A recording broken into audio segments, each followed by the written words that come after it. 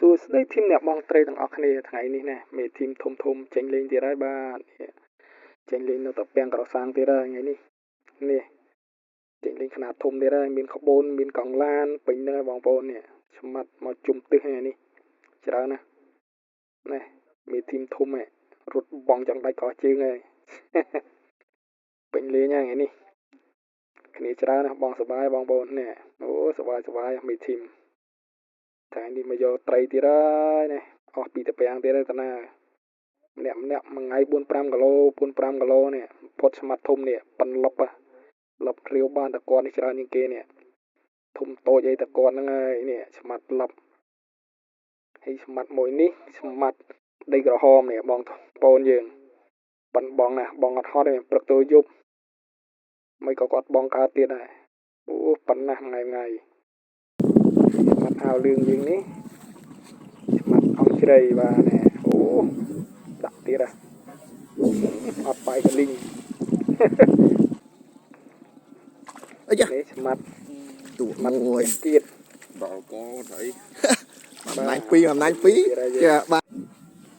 ពេកទេញ៉ាយនេះស្មាត់ធំលឹបដាក់បងយកអ្នកណែបានទៀតយកស្មោព្រោះខ្ញុំតែចាំបានថេងបានចឹងបងប្អូនដាក់យកក្រំទៅហ្នឹងតែគាត់អូត្រៀវដាក់បានមកហើយគាត់ដាក់បាល់ដាក់រហូតប៉ុណ្្នឹងហើយមកគេក្លាប់ទៅគាត់យ៉ាងបានទៅចេះដែរ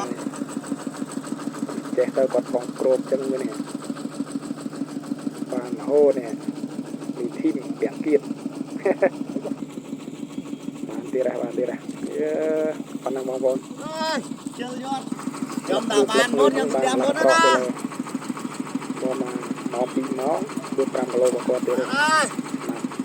មកធំនេះលប់បាស់ជាងបាស់ដៃហើយដល់បាតពាំងជំរៅប្រហែល5ម៉ែត្របងប្អូនឯកន្លែងហ្នឹងតពោកកាយទៅដីបាក់ទៅចឹងគាត់លប់ត្រាវបានមួយទៀតហើយគាត់រួចទេកន្លែងនេះជាប់បាន2ទៀតណាយកស្មោះហើយគាត់ទៅនិតគាត់ប៉ុណ្ណឹងមកឆ្ងាញ់លប់ត្រាវបានហូតបានយកមកដាក់ទៀតហ៎អូឡើយមកណាញ់បានតែ20ក្បាលត្រីជុំគ្នាបងត្រីថ្ងៃអាទិត្យបងប្អូននេះទៅเป็นក្រសាំងត្រីច្រើនណាបងប្អូនបើថ្ងៃគេយក3ទីគីឡូហ្នឹងថ្ងៃហ្នឹងអត់ពីលឹបទឹកហើយ